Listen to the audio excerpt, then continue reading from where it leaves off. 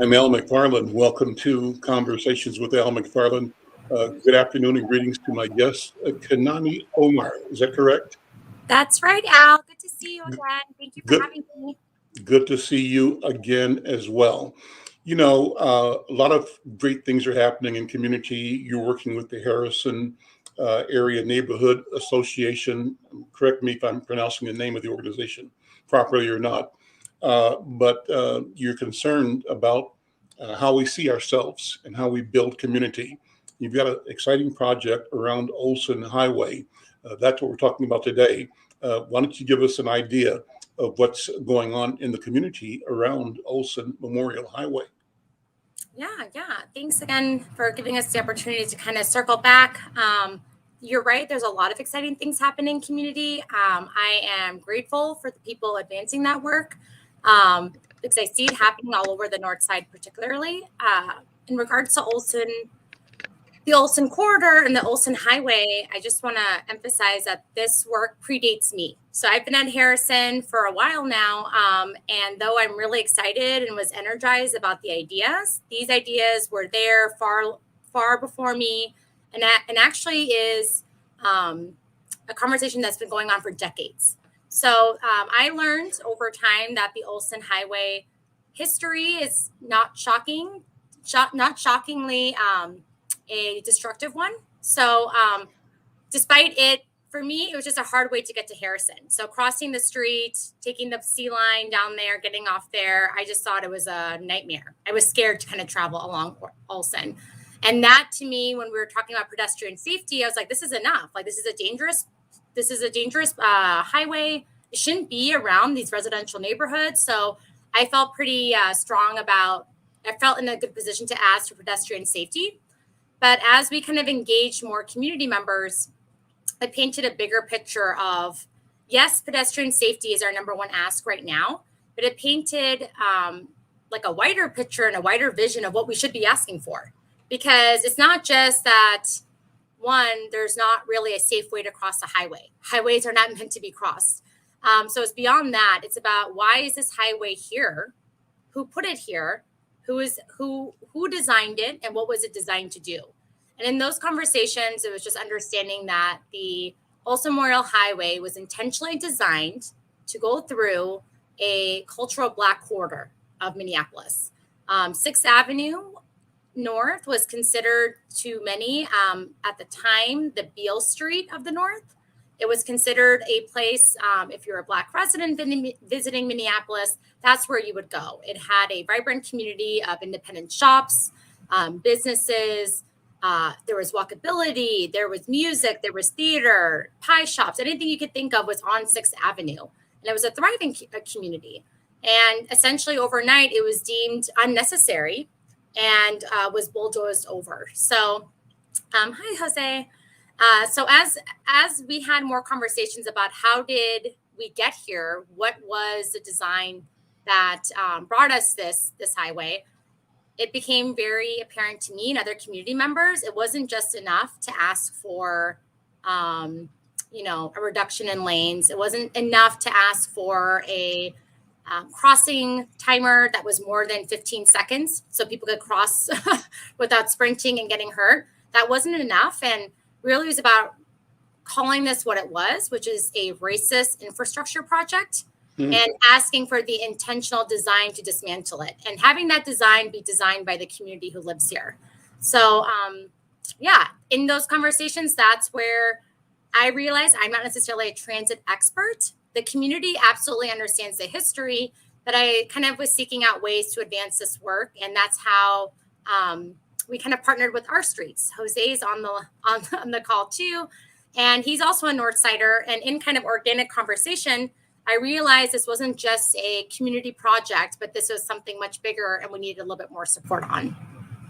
Jose, good afternoon. Welcome to the program. Thank you. Thanks for having me. Is it Jose Caban? First name Jose, and then last name Sadas Caban. Caban. Okay, I'm saying it properly. Welcome. Thank you for being here. So let's talk about this transportation issue. First of all, Kanani, thank you for that general story. I want to go back and unpack all of the elements, the details that you described, because I think the details are critically important, because you speak to the public attitude about the value of Black life, of Black culture, of Black entrepreneurship. You speak to the ease with which our society deemed it both appropriate, maybe even necessary, to erase the potential, the possibility, the threat of the emergence of a vibrant, continually growing Black community.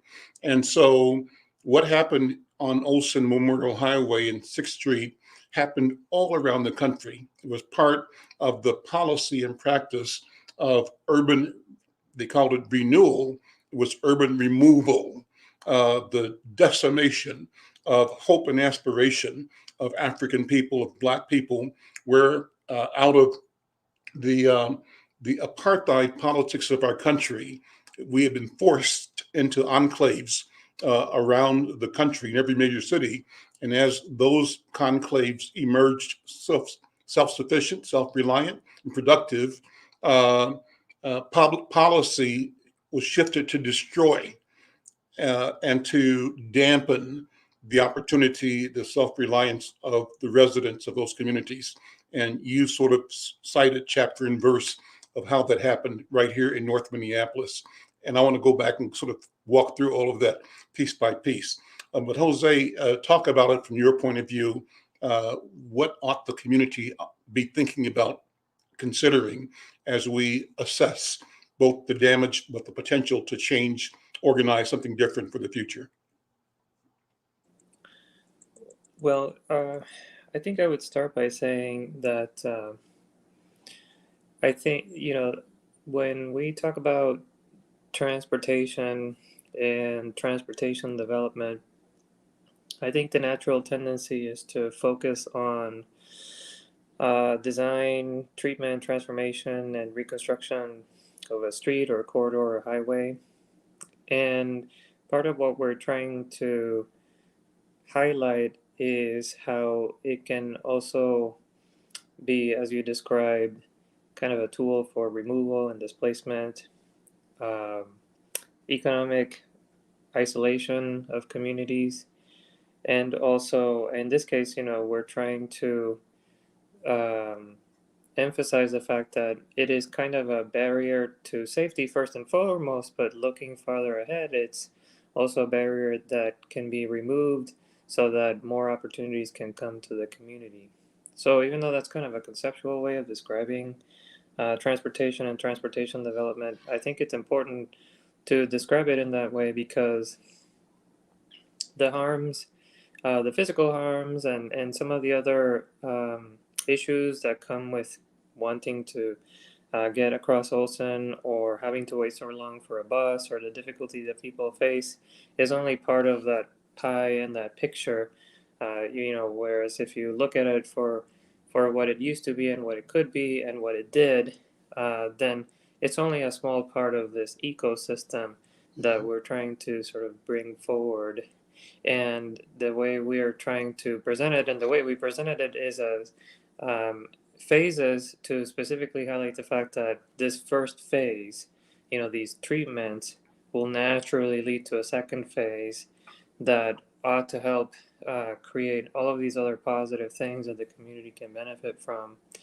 And also thinking about it in a way of like, how do we loan out our expertise so that the community can sort of envision something that, how do I say it, creates sort of a, the possibility for something better through the help that we can provide as folks who are in housing or in transportation or in land use or in labor.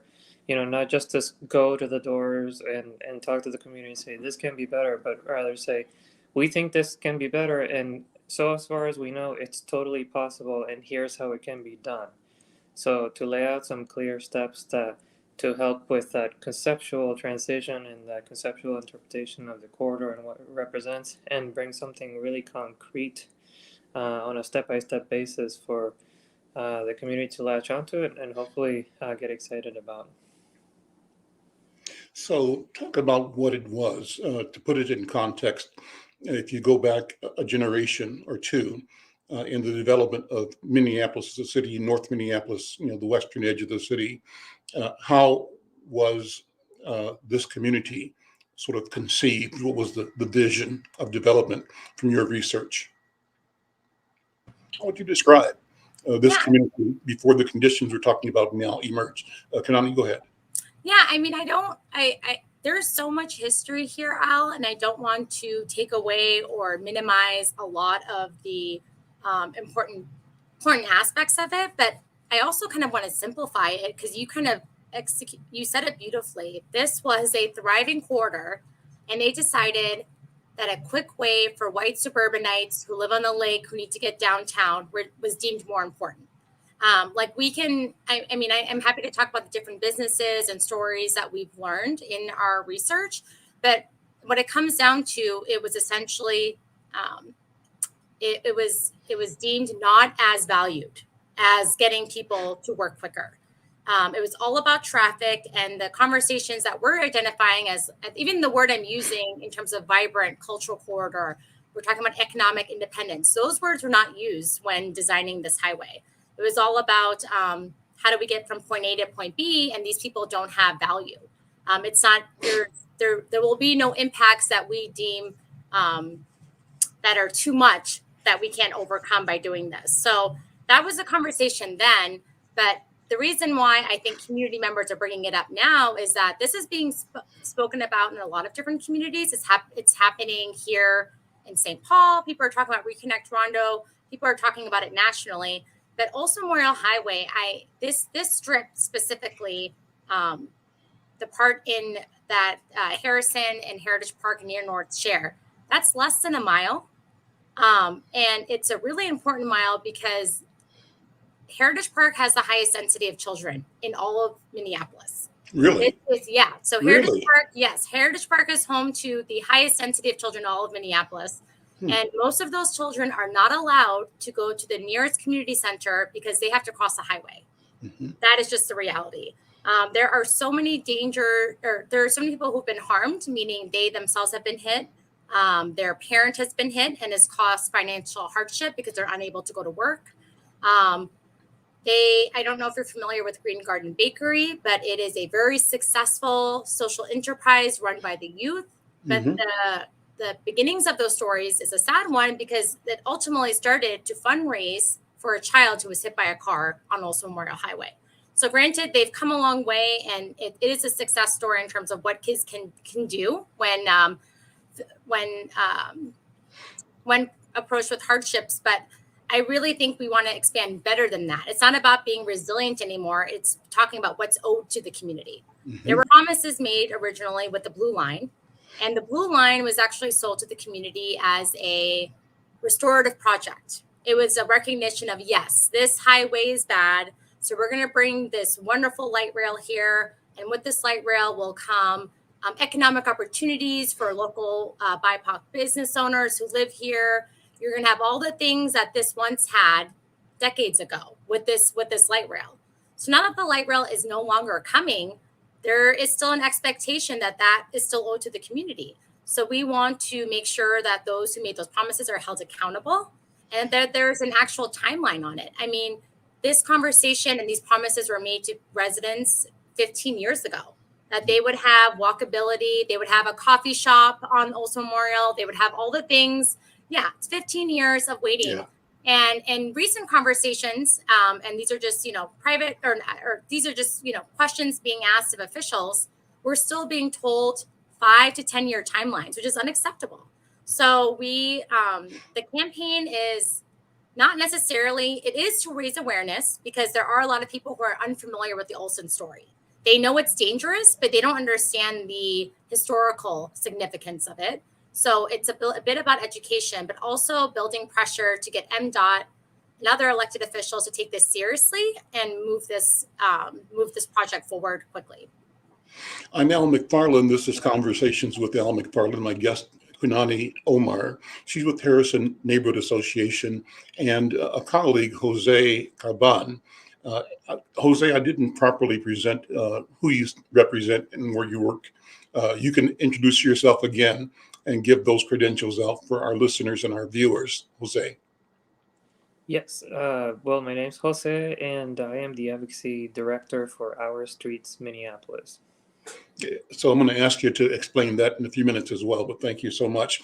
This is an important conversation. It's important to me personally because I live in North Minneapolis. I'm on Olson Memorial Highway every day, at least 2 or 3 times a day. And I watch the massive flow of traffic, both into the city and out of the city. I've been a part of community protests in years past where along with Jerry McAfee and Spike Moss and other community leaders and elders, we actually blocked off traffic on Olson Highway in protest to city of Minneapolis and county policy disregarding the economic and cultural and social development of our Black community. So this idea of Olson Highway, a place that we used to refer to as we call the area north of Olson Highway the bricks. The bricks refer to the red brick townhouses there that were called the projects. And the houses below or south of Olson were not so much red brick, but they were still public housing. And that was a vibrant community.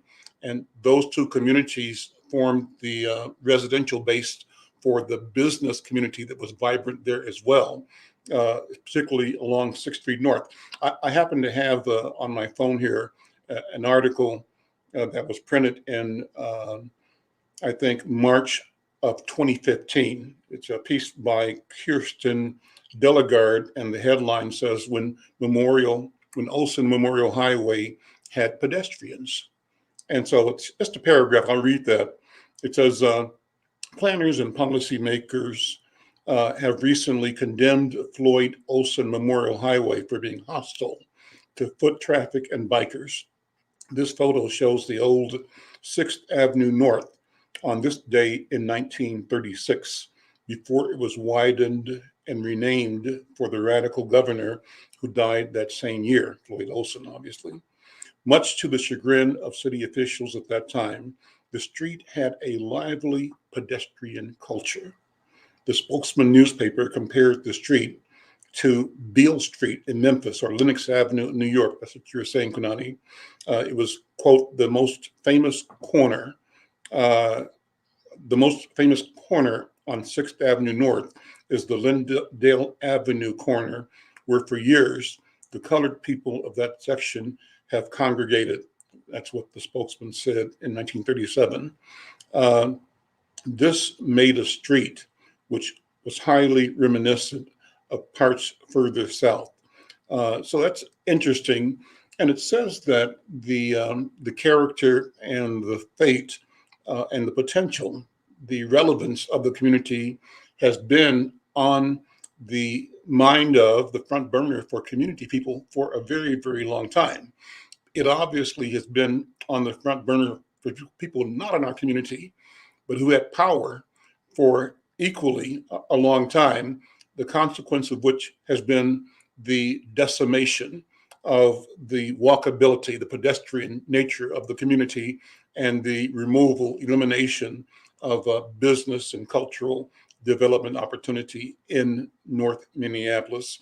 So again, I'm so glad to have this conversation. It's personal and it's timely because I think the reckoning that we are speaking of in general about all elements of social arrangements has to include the question of transportation, the question of livability, the question of economic vitality, of growth, of accessibility, all of which are embed some sense of identity and some sense of equity and a sense of personal and cultural sovereignty within the overall mix of community. The question is, how do we ensure that our voices matter, that our interests are clear, that they are part of, and that we are part of co-authoring any future that we have to live in and simply not live with. So that's kind of how I take this, and that's why I'm so glad, Jose, to speak with you and to speak with you, Kunani. And Kunani, I'm so glad that you're bringing fresh eyes, new eyes. You said at the beginning that you're new to the community and to this project, and so you're looking at it with a certain kind of objectivity. I think that's really, really, really important.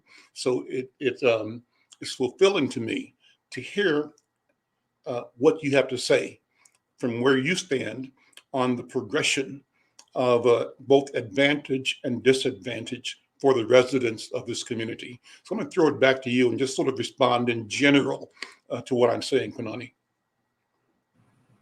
Yeah, thanks, Al, and thanks. It's really inspiring to kind of hear some of your insights about the work that you've done around this. And I did say it earlier, I know that this is not a new conversation, but I think you use the word reckoning, which I think is appropriate for how I feel and how community members feel. And it does feel appropriate to the times that we're in right now. So in terms of, I think it might have been in February where I was here last, and this is a bit different, but the last time I was on your show, I think I was talking about rent control. Mm-hmm. And I probably was really focused on the policy and the reasonings behind that. But I just kind of want to circle back to that, because another reason why Harrison Neighborhood Association was advocating, pushing for rent control is that because these conversations were happening within community. And it was a deep, deep fear of, okay, if we ask for these things, you know what's going to happen? They're going to push us out. The people who are here are not going to enjoy the walkability, the new businesses. It will be a Starbucks and a Chipotle and other things that are not for us or not owned by us. So the question of the reason why we're very supportive of rent control is that we know that rent control is not going to be the fix-all of the issues that we're facing, but it allows us a little stability, a little bit of a break in knowing, okay, these people won't get pushed out immediately. It gives us, predictability in knowing what rents will be, because even during this rent control conversation in Harrison, in this past month, we have had a building receive 40% increase in rents. So even having these conversations, these people engaged in the vision of Bring Back 6th Avenue campaign, they're moving out. And we don't want that to be a pattern. We talk about restorative justice. We talk about bringing back businesses. We want it to be community owned. These all sound like great things, but we want it for the people who are here. So as you know, I'm excited to be working with Jose because these asks for transit are pretty clear. It's very clear in terms of what needs to be done in making that highway not a highway, and making it easy for people to get from one side to the other. And as you're moving, if you are hit by a car, to not be killed immediately. Those are easy asks. and the sad fact, Kunani, is that people have died. Yeah. They died, and it's not and so if you drive up and down Olson Highway, you do that with a certain fear and a certain apprehension when you see young people, families, moms, even dads with kids trying to make it from one side to the other. And it's really, really, really unacceptable. That's an unfair burden on the motorist, certainly an unfair burden on the pedestrian who simply is trying to make his or her way to living, and to have to risk your life. That's what it boils down to. To cross the street is really crazy. So I'm so glad that you're doing this and you're raising the conversation.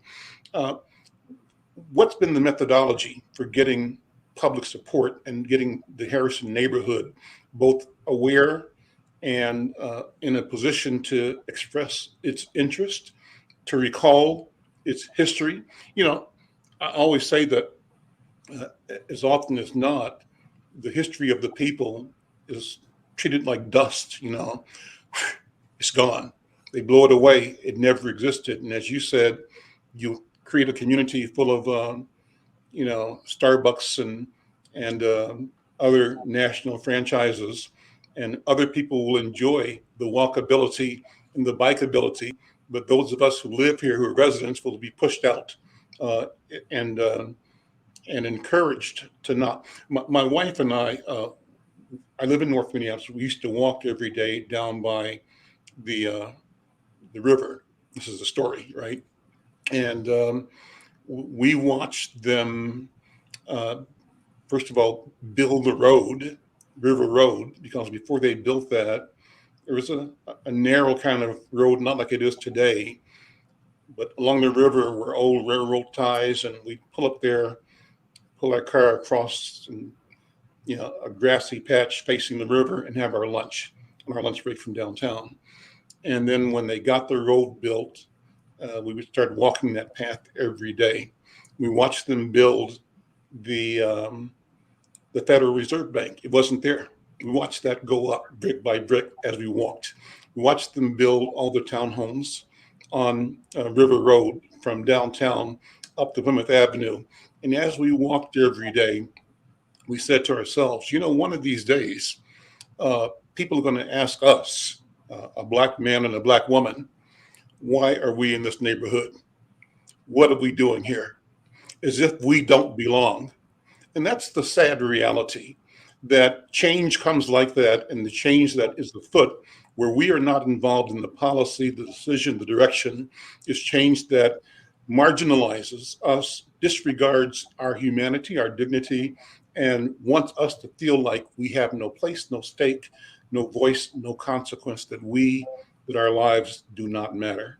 And so that's why that story kind of puts this whole thing in the personal context for me. It's why it's important to elevate, to raise the voices of the community, and to celebrate the remembrances as a guidepost to what the future can and should be. So, what do you envision, Jose, can be in the Sixth Street project or the Olson project? How do you call it again? What are your best descriptions of it?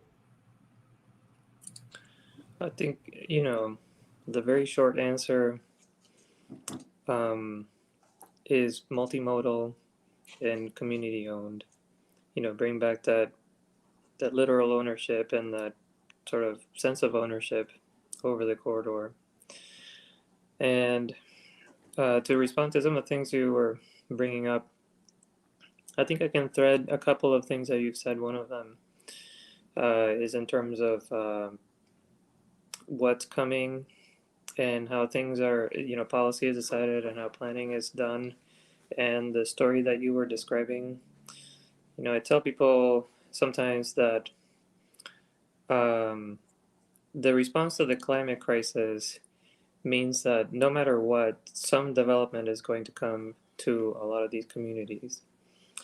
And through understanding the history, we can also start to pinpoint the fact that these things have happened before. Mm-hmm. And so the question isn't, is it going to happen or not? It's probably going to happen to also Memorial Highway and other parts of the Twin Cities and across the country. The important question is kind of what you were describing earlier, is who's going to be impacted? And the question that I always ask myself is who's going to be left out? And to put that together is that, in understanding the history, we want to be able to point out that the same group of people are about to be left out. And Kanani can talk about this more specifically in terms of the announcement of the Blue Line. That announcement alone brought harms to the community, even though the Blue Line didn't go through Olson. And that's exactly why we built the project that was more of an ecosystem. And looking just past that, one of the things that we've done internally is make sure that if we're going to point out the problem and if we're going to point out the harms and if we're going to contextualize them, we also need to bring a vision forward, because it doesn't do to just ask for equity and justice and all of these things. You have to be able to back it up with something that people can kind of grab onto. Mm-hmm. And more specifically, throughout history and the history of history, I think it's pretty easy to say that people generally want the same things, which is a certain set of material needs and essential services to be met and for them to be accessible. So there's nothing different here, It's just that there's a different context because we're dealing with different groups of people that have been left out of the process to varying degrees. And so when you think about it in that way and you focus on the fundamentals, the question isn't necessarily what do people need, it's more how hard are we willing to work to get there? And historically, there are certain groups of people that receive less emphasis and less effort, or they're just never part of the process. And so what we said is, we're calling on these agencies to recognize that these harms have compounded, through highway development. We're working on another project along I-94, same deal. And we're putting forward a vision that accounts for the labor opportunities that they can create, right? The business development opportunities that they can create, the safety improvements, housing, land use. And we're going even just beyond that. As you look through the website, we're setting benchmarks, a set of expectations. We're pointing out that some of these benchmarks have already existed in the policymaking, they just haven't been consistently met. And the plan is what? Obviously, lay out a vision. We've done all of this work over the past month. Then bring it to the community. Let them fill them in. Fill that vision in. Give them a chance to kind of decide how they feel about it. Ask them to communicate with their elected officials and these agency directors, and all kind of pointing in the direction of public transparency, community engagement, and creating kind of an effort that is sort of ground up, where they have to respond to the community's interaction with this vision, and they're also forced to do it through a public forum in a public way. And instead of necessarily handing down a policy or handing down a development project, they have to create something based on that feedback, so that at the end of the community feels directly connected to the vision, the effort, the implementation, the results, and then ultimately the benefits. So that took some time, but we're really proud of just being able to conceive of that full picture and bring it out. And I mean, it's still going to take shape. We're gonna start door knocking, and we're gonna start engaging folks. But to go through that extra effort, to me, is important because I feel very strongly. I think we all collectively feel very strongly about the fact that sometimes, like I was saying, it just doesn't do to raise the issue or the problem. You have to put it to use. And we're not just trying to advocate for the community because we feel something. We know enough about housing and transportation to be able to say, here are some of the things that can happen. You can imagine yourself with something that's this successful and that could bring this much success to the community. All you have to do is send an email, talk to your neighbors, come to the meetings, and make the demands very clear, And so instead of seeing ourselves as like just engineers or housing experts, we want to be a conduit, for the community. We want to shoulder that energy and focus it, and turn it into actual outcomes. And just like it says on the website, we are going to keep doing this until we get a public commitment. No less than that. That is the benchmark. We want them to come out and say, we're going to do this. Give people the website address and other contact information. I want to give it now, but then we'll do it again before the end of the program, because I really want people to connect with you and connect with the information that we're sharing today. Yeah. Sorry. My heat just came on and I didn't quite. Did you ask for the web address? Yeah, give the web address for people. Sure, I'll pull that up. Or Kanani, if you have one that you want to share as well. Yeah, so our website, or this information right now, is being hosted, thankful, and we appreciate it, by Our Streets. So it's Our Streets, MPLS, Minneapolis.org. And then there will be a /Olson. And so Our Streets, Minneapolis.org/Olson. And they'll have lots of information of not only the history, the visioning, and then ways you can get connected into the project. Great. We'll give that again in a few minutes. Kanani, talk about what you see can be the outcomes of this citizen engagement? What's the vision from your point of view and from the work that you're doing in community? And though we are talking about Olson Highway, 6th Avenue, what's the real geography? What's the real footprint? It's not just Olson and 6th or 7th. It's more than that. Would you talk about that? Yeah, absolutely. And I think you're right. This project is focused, of course, on 6th Avenue, but just recognizing that this, whatever happens on 6th, will have impacts all the way north, all the way through North Minneapolis. So I, call me excited, call me naive, but I feel really confident about this project for a couple of reasons. One, it is completely community driven. So this is not, my ideas or Jose's ideas. This is both of us combing through documents of, surveys and engagement that county and MnDOT has done with the Olson corridor over decades. So this information has been there. It was just basically pulled together to create what would this look like if we did it. And the community is ecstatic about it. As we talk about it and visually seeing some of the images, it really makes people hopeful that, okay, if it's so easy to put together, this can happen.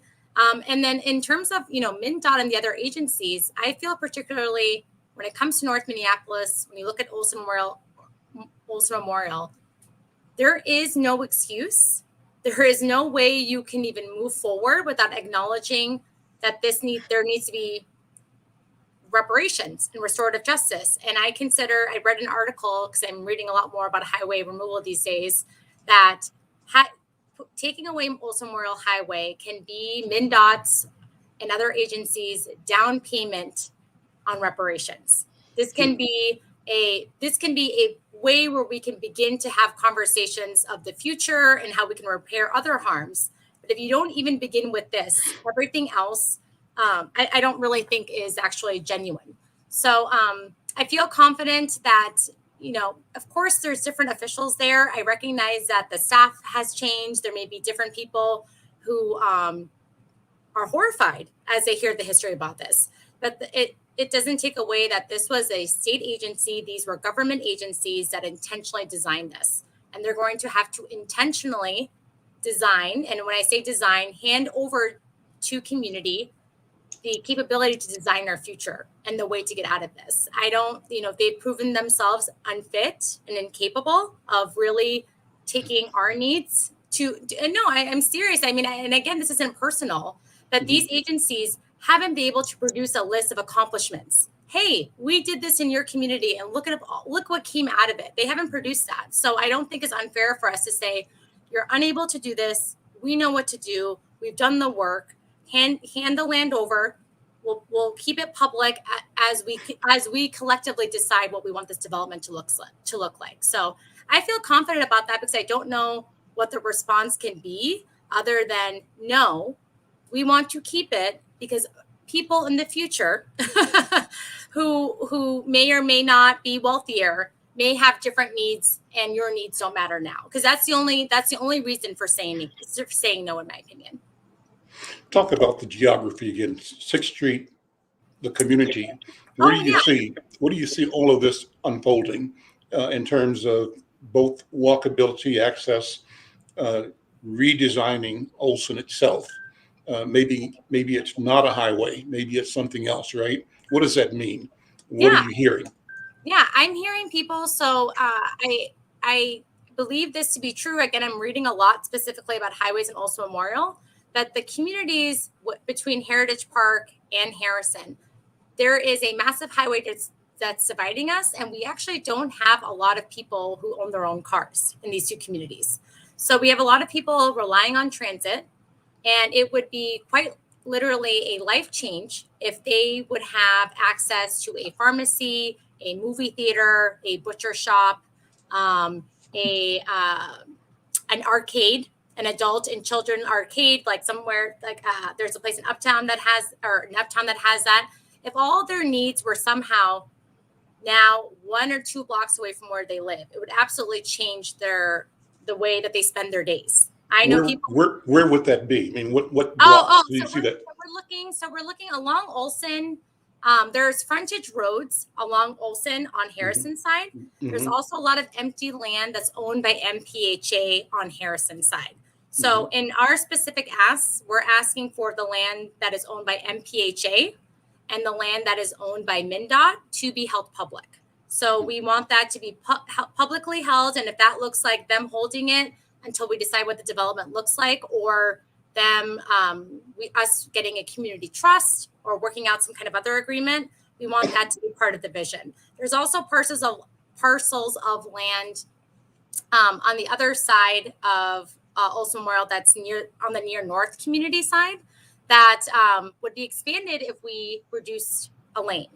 So there is a lot of potential, and this is kind of where Jose was talking about. We have kind of a layout of general ideas, and this is where we really want people to be detailed and kind of say, no, this much, or like these buildings should be, this large, and there should be more housing. We have ideas, but we've never gotten to the point. I don't think anyone's brought it to the point where we're actually talking about the details.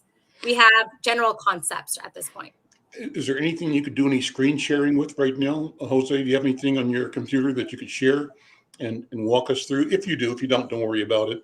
I mean, I'm excited just to hear it because I see it in my mind's eye as you describe it, Kanani, and I think it's exciting. But if you have something that you can share, I'd be glad to put it on screen here. We have the renderings, so Kanani, if you want to do, or I can. Oh yeah. Do a screen share and then walk us through that. And for those who are watching on social media, you see it, but those who are listening on radio, a good way to exercise your mind's eye. As you hear this, you can see it in your mind. And while she's looking, I wanted to add one thing too, is that, in transportation and transportation development, I think this is a unique opportunity because there's already been some discussion around the highway, but that when changes are made, as you know, they can live for a long time. And if positive changes come along the way, they can have an impact for generations. But on the other side, if we don't take advantage of this opportunity, there could also be something that kind of cements the difficulties that people are going through for another generation. And I think timing is really critical, and that's part of the reason why we decided to kind of take that step forward and say, like, now's the time to make these asks very clear.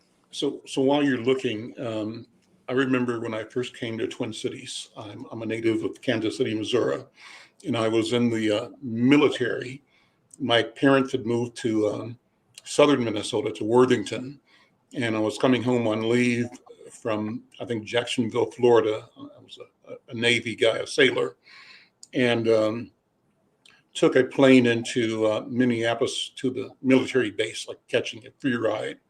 And my dad had one of his friends who lived here pick me up and have me meet some people he knew in North Minneapolis, spend the night there, then get a ride down to Worthington the next day. I remember going down to the home of a lady named Mrs. Parsons, and she lived on, I think, 6th Street or 5th Street. I think her house is still there. There's only one single house down in that warehouse district. I believe that was the house that she lived in. I could be wrong. Other things have been developed, but that was a Black neighborhood, a Black residential community at one point in time. It no longer is. So the question I raise is, the Loop district, the Loop community is an area that shows you what can happen. And that is classic, in my view, gentrification and no intentionality in ensuring opportunity, investment, invitation for the people who live there already to be part of what it could and should become. And so I'm raising that question to have you talk about how do we and what can we do to envision, to imagine a future that is inclusive for our community. So I see this on the screen. Talk to us. What am I looking at now on this screen? Yeah, so I kind of got ahead of myself. So I'll kind of, let me see here.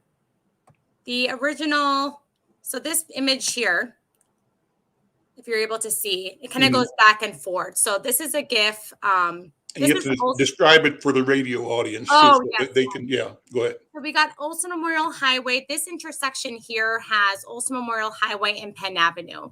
So this illustration would essentially, what we have, reduce the lanes by providing a bike lane, providing a much larger sidewalk crossing, would have a bus only lane, and really bring it down to 2 lanes on each side.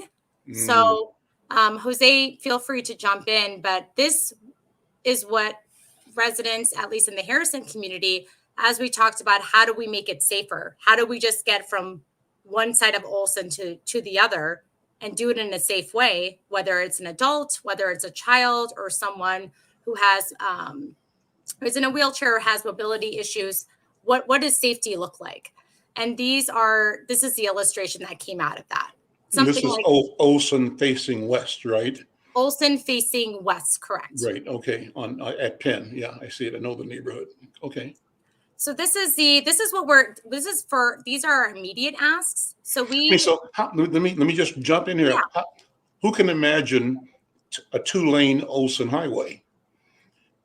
That's question number one. And I say that knowing that I remember when it was a 2-lane Olson highway. So, but it seems like it's an impossible thing to imagine today, given where we are. So what do you think about that? From the people who live like in the neighborhood, Al, a lot of them just don't drive. So they don't really care how many lanes it is. That's what I mean where we struggle with the transit safety. They were just like, how can I get across safely? Right. How do I get to the bus stop? How do I get to the park? How do I get to Sumner Library? We have kids in Harrison who don't want to go to the library because it's dangerous. So yes, 2 lanes sounds very drastic when we have what is it here? 4 here. But I think for the community members who live here now, they don't really care about the number. They just want to be able to walk around without being scared that they're going to get hit. Okay. So these, and in our conversations with our streets and Jose specifically, as we were talking about this, we're like, okay, this is a big ask. We know, even though our community members don't necessarily care that this would go down to 2 lanes, we know bigger players may have a problem. That's a big change. That's to remove this highway.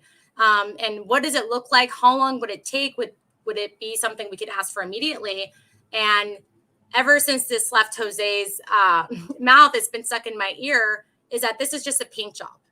What we're asking for now is really just a paint job and doesn't really require 5 to 6 years of planning. 5 to 6 years of waiting, 5 to 6 years of more harm. So we're asking for these changes to be done immediately. The bigger vision, and that's where we still are talking to community members, still trying to build. I'm going to scroll down a little bit. The bigger vision of asking for that land to be held in a community trust, to build the corridor back to 6th Avenue, to have community ownership of these buildings and of this land. That's definitely a bigger lift. And here, this image here, I believe this is Upton. No, I think this is Penn as well, because I see Park Plaza apartments on the right here. But everything here is just a potential of what could be. These are just general buildings with put in place to have people understand what it looks like when it was 6th Avenue, what it looked like when there were shops and theaters and independent businesses. So this is just basically a visual representation, and we're hoping for more feedback, more ideas to really get into the nitty gritty of what the vision is. Beautiful. Okay, great. Yeah. And so you see a lot of opportunity for business development, cultural resource assets development along either side of Olson Memorial Highway. And when you say Olson is what would have been 6th, right? So Olson 6th, one and the same. And people have to put that kind of in their minds. As far as the community, Harrison, Glenwood, and Kunani, correct me if I'm wrong, one of the stories I hear, and it's just street talk, is that Glenwood has been bought up by corporate interest, and really that there is no opportunity for neighborhood small businesses to develop in the Glenwood area. And so that is all the more reason we need to pay attention to what can and should be developed. Because if we don't pay attention, Olson will be exactly the same in terms of its development potential, but it will be without Black people, people of color who live there presently. Is that a fair assessment, a fair statement? I think that's completely fair. I mean, this conversation predates me, but at one point, Harrison, witnessing some of these lands and parcels and buildings being bought up, was interested in just trying to hold some of them, just in the hopes that something would happen later and they could help build with the community. And it was too late. I mean, we're talking about parcels of land in Harrison, and these are parcels of land that at one point were so deemed toxic because they were sites of or Superfund sites, are being developed into million dollar development. So that's a deep fear, and that's why we really are being intentional when we say bring back 6th Avenue. Bring back that. I mean, it's, in case it's not clear for anyone listening, bring back insinuates Black-owned businesses we want economic viability for the people who live here now. We're talking about residents who have already been harmed, who have felt the impacts of the destruction of 6th Avenue. We're trying to bring back those opportunities for those who have been most impacted. So we're really being intentional about community ownership.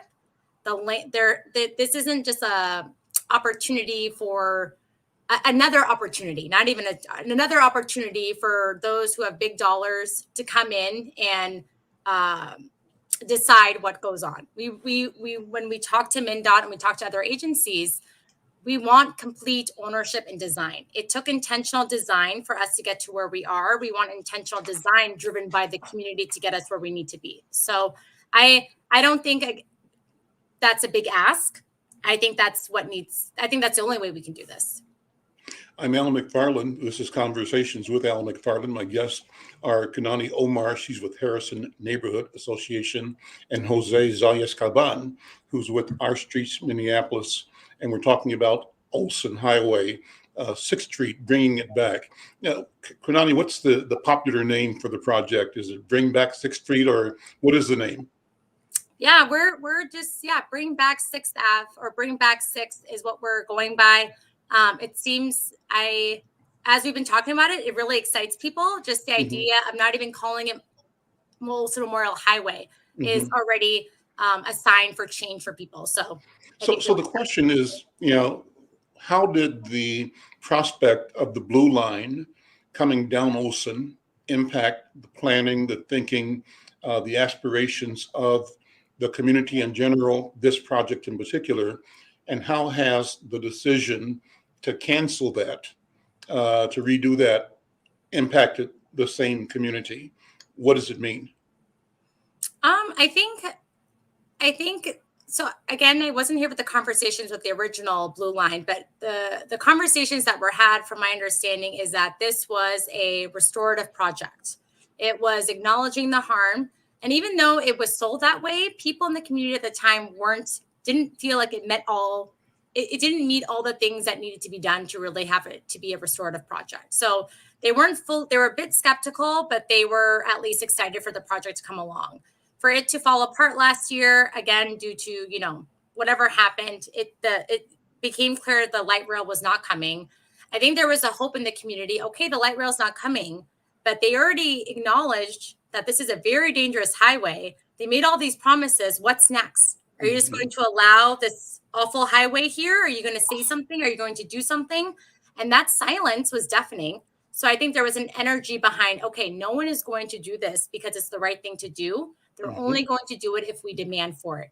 So that silence, that deflection really brought people, I think, back to the table, because people were tired. Al, I'm sure you're probably tired of hearing about this highway as well, but people are tired of talking about something and having nothing be done. But that silence actually allowed us to organize a little bit, and organize in a way that brought in new partners and fresh eyes, like you mentioned.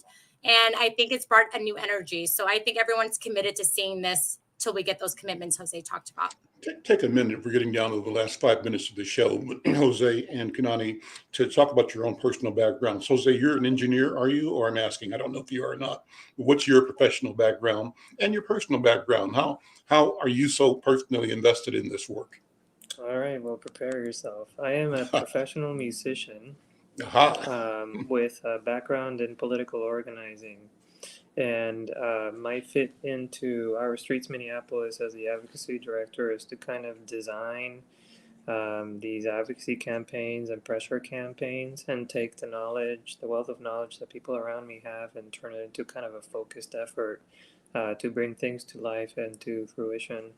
But yeah, on the other side of that, I tour professionally and I record. But my music projects, especially in the last 5 years, are focused on social issues. So I'm already in the habit of doing research and kind of understanding the next subject. And usually a CD project has to do with an issue that we've been researching for a year.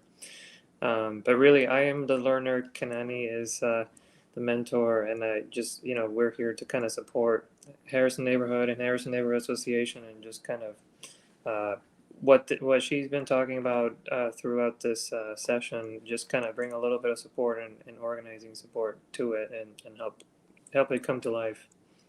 What's your music organization? Are you performing or writing or composing? What's your... Yeah, I work with the trio. It's called Tres, and but obviously with the pandemic, mostly recording and working. TES? Tess? TRES. Oh, tres. Okay. Yeah, Okay. and we'll start to get back on the road next year just a little bit, but it was a happy coincidence that we were kind of forced into a break and looking for other work. Now I do organizing and enjoy it a lot. What's the genre of the music? What do you play? I'd say new music. We're classically trained, but we do some crossover with some jazz musicians. We do new music. Whatever you can imagine, we've probably given it a shot. Okay. Kanani, same question. I've asked you this before, I think, but one more chance. It's always great to get a feeling of who you're speaking with and what their motivation is. Talk about your own background and your role and your training for this work that you do. Yeah. So I've been with Harrison Neighborhood Association for a year and a half now, I think. I'm a housing organizer there, but that work, because of the uniqueness of the Harrison neighborhood, involves a lot of conversations around equitable transit development. The housing work specifically is anti-displacement work, tenant organizing. And when you use the word, the idea of gentrification involves so many facets. So it leads me into conversations when it's talking about economic opportunity and community ownership opportunities for both home and commercial. But I also lived in the North Side for 5 years in the Jordan neighborhood. I myself, my family's been in Minnesota for decades now. My parents met here. My dad went to Augsburg, but I was born in Atlanta, lived in Boston. So even though this is home to me, and I love it and I plan to be here forever, it frustrates me to see the disconnect. So I'm happy to be organizing with the community to make things better. Well, I'm so excited and pleased to talk to both of you, to meet you, Jose, to see you again, Kanani. I'd like to sort of, in this public space, offer collaboration. I think what you're doing is critical, and I think your voice is clear. And I want to invite you back here as often as you want to come to talk about developments, ideas, issues, challenges. That's number one. But I also want to offer both of you this work, the space you need in Insight News. I think to have Insight as one of the platforms, the vehicles to help educate this community. We're doing door-to-door distribution in North Minneapolis. I'd like to put that at your disposal. So offline, I'll get back with both of you to talk about how we can come up with a system of regular columns or articles or features or events or whatever it takes. But I think what you're doing is so important, and I want you to know that we're committed to supporting your vision and your work as well. Thank you so much, Al. I really look forward to it. Thank you so much. Great, great.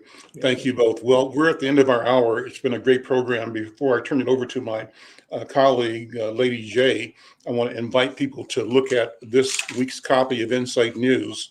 Actually, I got mine delivered here yesterday, but I'll put it up here. This is a feature story on Lady J, her work as a musician and as a communicator, as a healer. The article says Lady J, shaman and seeker. It's a great story, and Lady J is a great human being. And with that, I'll say thank you all. Stay tuned. Check out Lady J. I'm Al McFarlane. We'll see you next time.